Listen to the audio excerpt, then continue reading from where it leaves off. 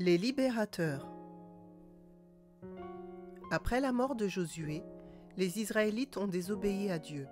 Ils n'ont pas obéi aux lois de Dieu et ils n'ont pas chassé le reste des Cananéens de la terre promise.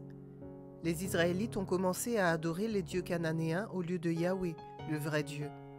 Les Israélites n'avaient pas de roi, donc chacun faisait ce qu'il pensait être juste.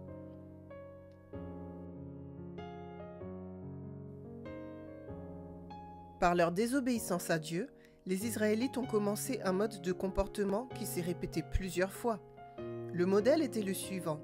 Les Israélites désobéissaient à Dieu pendant plusieurs années. Ensuite, Dieu les punissait en permettant à leurs ennemis de les vaincre. Ces ennemis prenaient tout, détruisaient les biens des Israélites et tuaient beaucoup d'entre eux. Puis, après avoir été opprimés par leurs ennemis pendant plusieurs années, les Israélites se repentaient de leurs péchés et demandaient à Dieu de les sauver.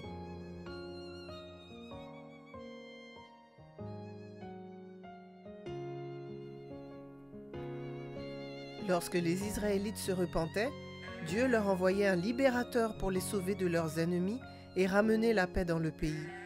Mais après un certain temps, le peuple oubliait Dieu et se lançait encore une fois dans l'adoration des idoles. Donc Dieu allait les punir encore une fois.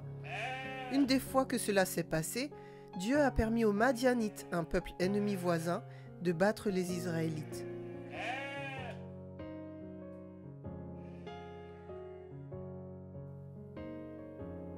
Pendant 7 ans, les Madianites ont pris toutes les récoltes des Israélites.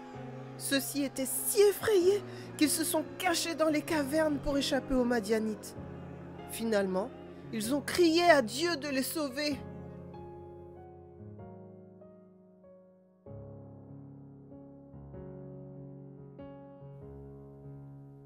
Il y avait un Israélite qui s'appelait Gédéon.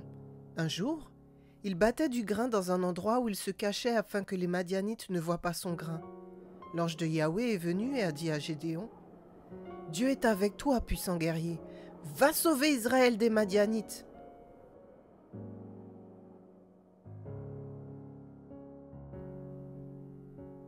Le père de Gédéon avait un autel dédié à une idole. D'abord, Dieu a dit à Gédéon de démolir cet autel. Mais parce que Gédéon avait peur du peuple, il a attendu jusqu'à la nuit. Alors, il a démoli l'autel et l'a brisé en morceaux. Il a construit un nouvel autel à Dieu près de l'endroit où se trouvait l'autel de l'idole et il y a fait un sacrifice.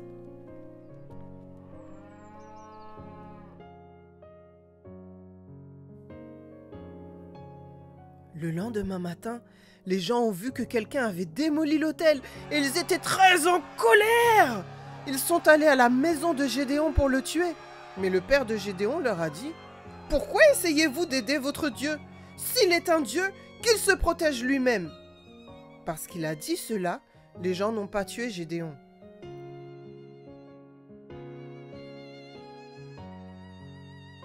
Les Madianites sont revenus pour dévaster les terres des Israélites. Ils étaient si nombreux qu'ils ne pouvaient pas être comptés. Gédéon a appelé les Israélites ensemble pour les combattre. Gédéon a demandé à Dieu de lui donner 2 signes pour être sûr que Dieu lui disait vraiment de libérer Israël.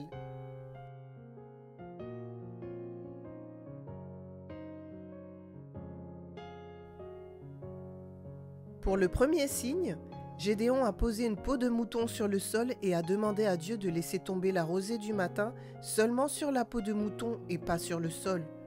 Dieu a fait ça.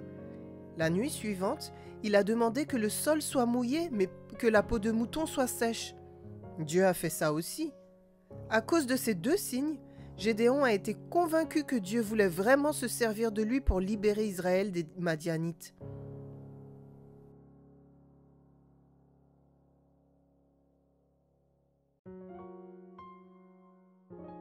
Gédéon a convoqué les soldats d'Israël et 32 000 soldats se sont présentés à lui. Mais Dieu a dit qu'ils étaient trop nombreux. Donc Gédéon a renvoyé 22 000 soldats à la maison. C'étaient tous ceux qui avaient peur de se battre. Dieu a dit à Gédéon qu'il y avait toujours trop d'hommes. Alors Gédéon les a tous renvoyés chez eux, à l'exception de 300 soldats.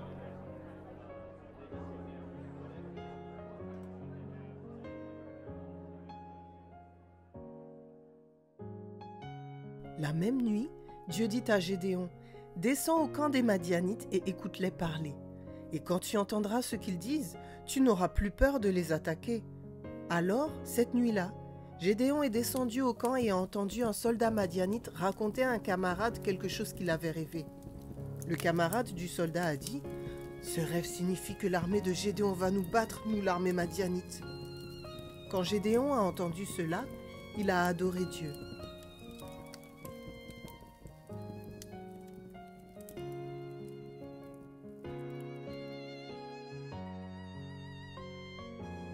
Alors Gédéon est retourné vers ses soldats et a donné à chacun d'eux une corne de bélier appelée chauffard, un pot d'argile et un flambeau. Ils ont encerclé le camp où dormaient les soldats madianites. Les 300 soldats de Gédéon gardaient les flambeaux dans leur peau pour empêcher les Madianites de voir la lumière des flambeaux.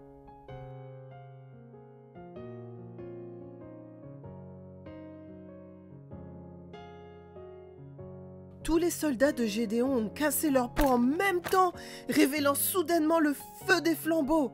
Ils ont fait retentir leur chauffard et ils ont crié « Une épée pour l'Éternel et pour Gédéon !»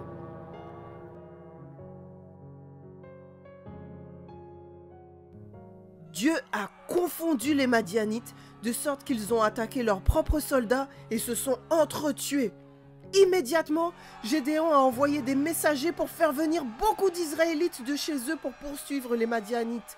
Ils ont tué beaucoup de Madianites et ont chassé les autres de la terre des Israélites. 120 000 Madianites sont morts ce jour-là.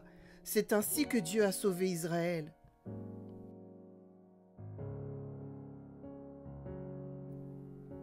Le peuple voulait faire de Gédéon leur roi, mais il ne leur a pas permis de faire cela.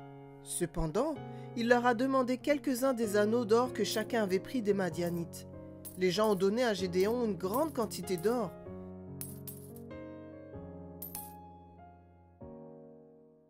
Alors, Gédéon a utilisé l'or pour faire un vêtement spécial, comme le grand prêtre avait l'habitude de porter. Mais les gens ont commencé à l'adorer comme si c'était une idole.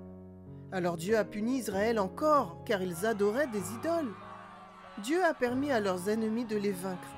Ils ont finalement demandé de l'aide à Dieu, et Dieu leur a envoyé un autre libérateur pour les sauver.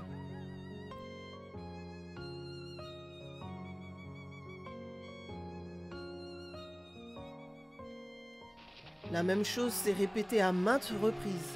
Les Israélites péchaient, ensuite Dieu les punissait, ils se repentaient et Dieu leur envoyait quelqu'un pour les sauver. Pendant plusieurs années, Dieu a envoyé de nombreux libérateurs pour sauver les Israélites de leurs ennemis.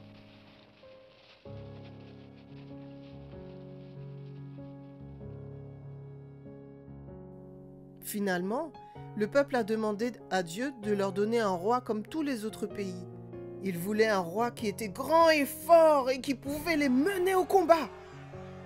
Dieu n'a pas aimé cette demande, mais il leur a donné un roi exactement comme il l'avait demandé.